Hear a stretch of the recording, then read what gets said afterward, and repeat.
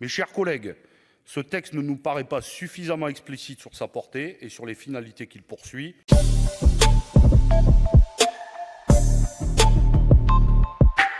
Reconnaître et soutenir les entrepreneurs et entrepreneuses françaises et français à l'étranger est quelque chose qui peut avoir du sens à bien des égards et qui peut s'avérer utile pour la vie économique du pays, pour son rayonnement international et pour ses coopérations diplomatiques.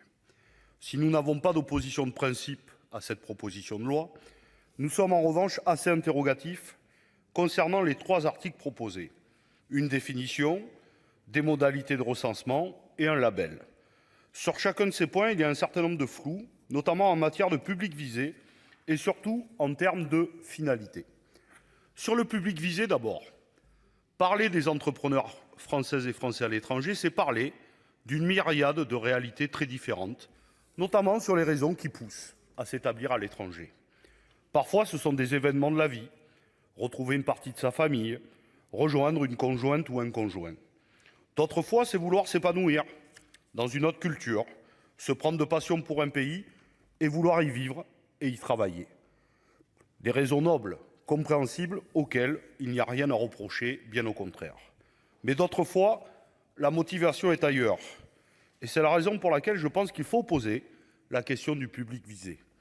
Il y a aussi des installations à l'étranger qui sont motivées par l'évasion ou l'évitement fiscal, avec des montages très bien ficelés entre des filiales et des sociétés mères. Vous me diriez qu'il n'y a rien d'illégal dans un fonctionnement comme celui-ci et qu'il s'agit là d'optimisation fiscale plutôt que d'évasion. Mais c'est un angle mort de la loi française qui relève d'ailleurs bien plus de la complaisance politique que des difficultés à combattre le phénomène. Et dans une proposition de loi comme celle-ci, il faut être clair sur la façon d'identifier les entreprises à l'étranger et aller au-delà des critères de l'article 1. Il faut pouvoir poser les questions des raisons qui motivent l'installation en dehors de France sur les liens avec l'économie française et sur l'activité économique réelle. C'est d'ailleurs pour cela qu'il y a une question majeure sur l'article 3 qui concerne la création d'un label My Buy French, pardonnez-moi de mon anglais, il est très mauvais comme tout le monde le sait. Mais pour qui et pourquoi?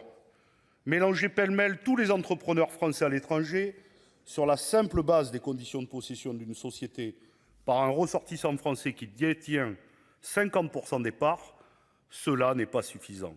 Ce n'est pas encourager l'exportation et le rayonnement de nos savoir-faire et de nos compétences.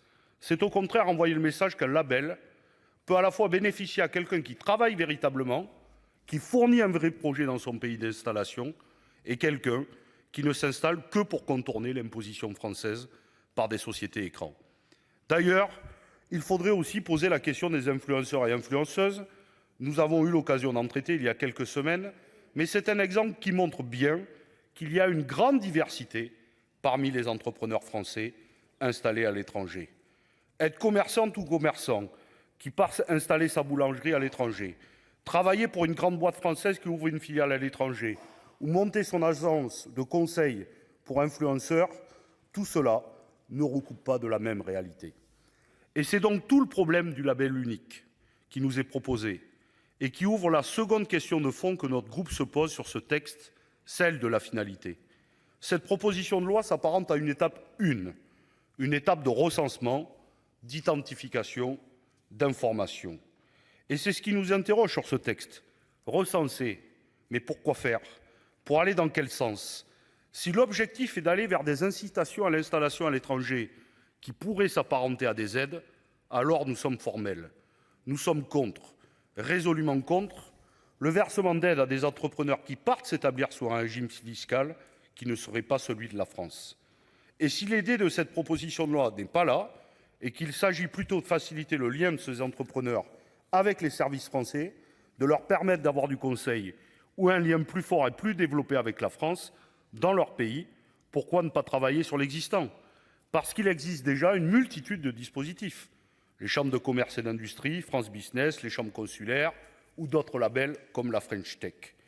Pourquoi vouloir en ajouter un autre de plus et dans quel but? Mes chers collègues, ce texte ne nous paraît pas suffisamment explicite sur sa portée et sur les finalités qu'il poursuit, mais comme nous n'avons pas une opposition de front, nous nous abstiendrons.